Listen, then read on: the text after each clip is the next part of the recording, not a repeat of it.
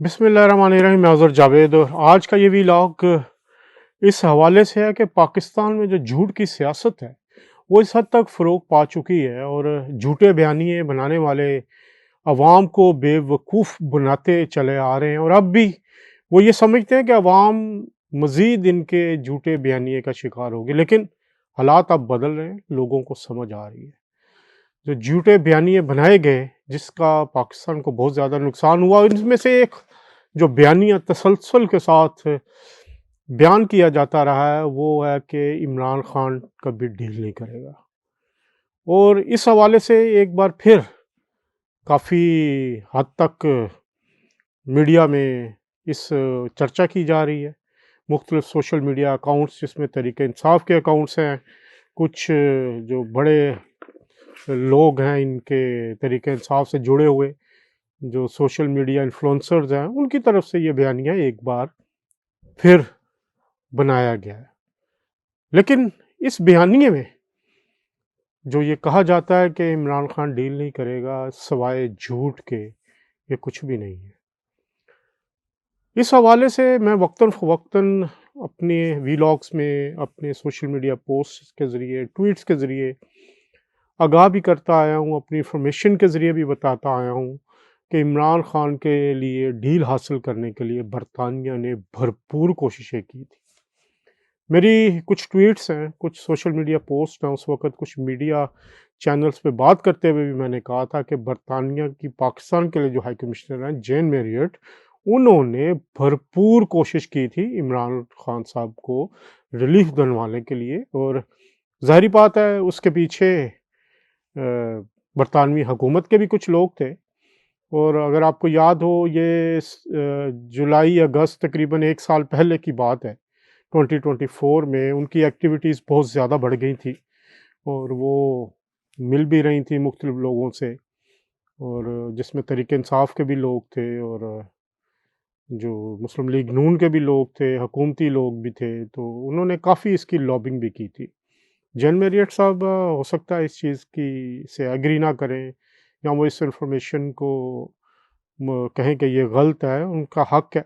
और मैं समझता हूँ कि वो अगर चाहें तो वो अपना मौक़िफ़ भी दे सकती हैं इस हवाले से।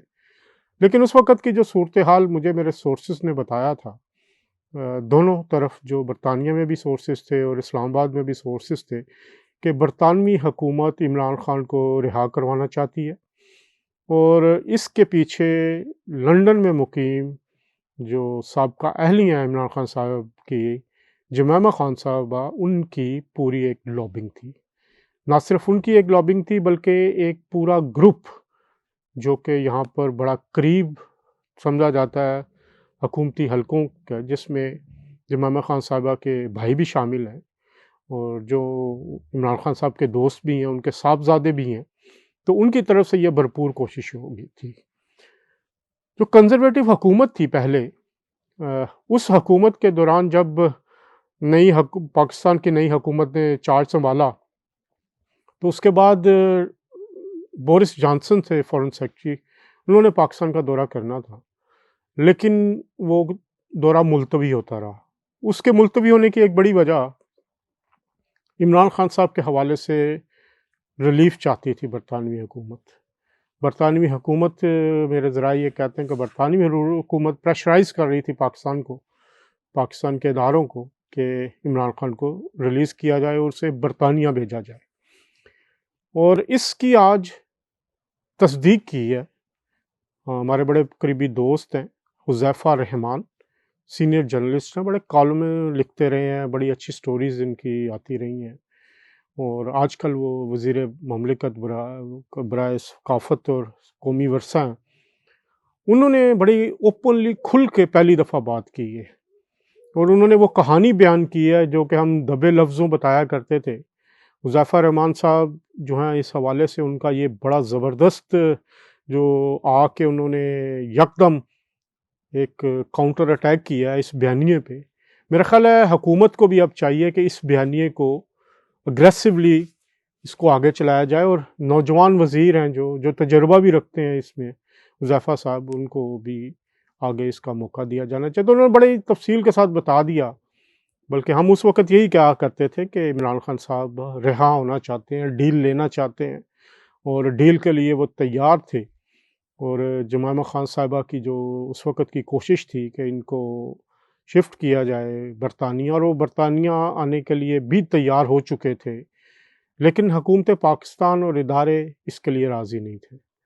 بہت پریشر سہا حکومت نے، اداروں نے، اسٹیبلشمنٹ نے عمران خان کے حوالے سے، لیکن انہوں نے ایبسولوٹلی ناٹ کہا برطانیہ کو کہنے کا مطلب امریکہ کو کہنے کے، ظاہری بات ہے ان کی لابنگ تھی، وہاں پہ بھی لابنگ تھی، ملینز آف ڈالرز خرچ کیے گئے تھے اس لابنگ پہ۔ اگر آپ کو یاد ہو، یہاں پر برطانیہ کے ہاؤس آف کامنز کے ممبرز، ہاؤس آف لارڈز کے ممبرز کے ذریعے میٹنگز کروائی گئیں، اور یہاں پر پریشر ڈیولپ کروایا گیا۔ پھر امریکہ میں میٹنگز ہوئیں، لابنگ ہوئی، وہاں پر لابنگ فرمز ہائر کی گئی، یہاں بھی لابنگ فرمز کے ذریعے معاملات کو آگے لے جانے کی کوشش کی گئی، اور پاکستان کی حکومت کو انڈر پریشر لانے کی کوشش کی۔ لیکن میں کہتا ہوں کہ جو ایبسولوٹلی ناٹ کہا وزیر اعظم شہباز شریف نے اس وقت، اور انہوں نے قانون سے ہٹ کر کسی بھی قسم کی کوئی بات ماننے سے انکار کیا۔ انہوں نے کہا قانون کا سامنا کریں، اور جو قانون سمجھے گا وہی ہوگا۔ تو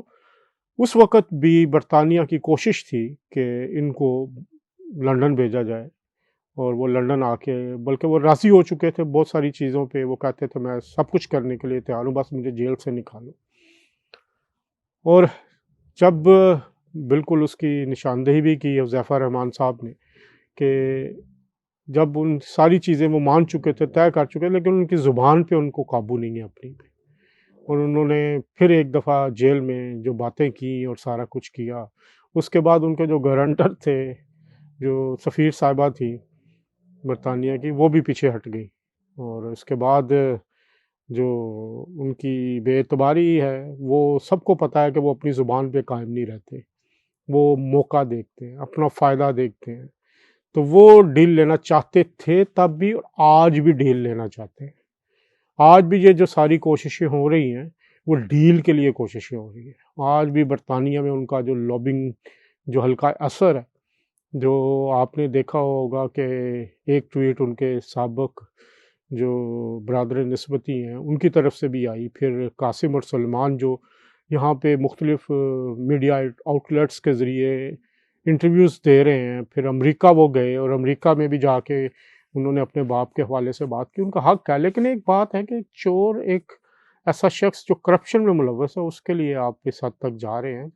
برطانوی قانون تو ایسا الاؤ نہیں کرتا۔ اگر کسی نے ایسی بات یہاں پہ کی ہوتی کہ وہ ساری عمر کے لیے نااہل ہو جاتا، اسے مقدمہ کر کے جیل میں ڈالا جاتا۔ یہاں پر تو کسی سرکاری کیس میں آپ اپنا ہلکا جو اثر و رسوخ ہے وہ استعمال نہیں کر سکتے۔ تو یہ ایک پوری کہانی ہے کہ کیسے عمران خان صاحب کی حمایت میں یہاں برطانیہ سے جو لابیز ہیں، جن کا حلقہ اثر امریکہ تک پھیلا ہوا تھا، وہ ان کی رہائی کے لیے کوششیں کرتی رہیں، پریشر ڈلواتی رہیں، اور ٹرمپ کے آنے سے پہلے بھی بہت ساری کوششیں کی گئی، بہت سارے پریشرز ڈالے گئے، اور وہ آج بھی اس چیز پر راضی ہیں کہ انہیں برطانیہ بھیج دیا جائے۔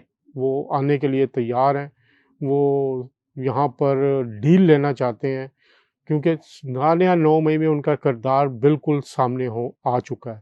ان کی ہدایت پر جو کچھ ہوا سانحہ 9 مئی کے جو منصوبہ بنا، یہ تو اب عدالتی ریکارڈ کا حصہ بن گیا۔ جو عدالتوں نے سزا دی ہے اس میں مانا گیا ہے کہ 7 مئی کو ہونے والی میٹنگز میں جو زمان پارک میں ہوئی، یہ منصوبہ بنا، 9 مئی کا بغاوت کا منصوبہ بنا، اور اسی طرح اس سے پہلے چکری والی میٹنگ میں بھی بغاوت کا منصوبہ بنا۔ تو ان کا کردار ڈائریکٹلی اسٹیبلش ہو چکا ہے۔ اب ان کے خلاف جو مقدمات ہیں سانحہ 9 مئی کے، ان کی کارروائی بھی شروع ہونے جا رہی ہے، اور اس سے سب سے بڑھ کے جو چیز انہیں ڈر لگ رہا ہے، یہ جو نئی ویو آئی ہے ان کی انٹرنیشنل حمایت میں، ان کو سب سے بڑا، کیونکہ جو فیض حمید صاحب کا فیصلہ ہے وہ بھی عنقریب آ رہا ہے۔ اور ایک چیز بڑی میں آپ کو سورسز سے بتاتا ہوں کہ فیض حمید صاحب اور عمران خان کے درمیان لنک اسٹیبلش ہو چکا ہے۔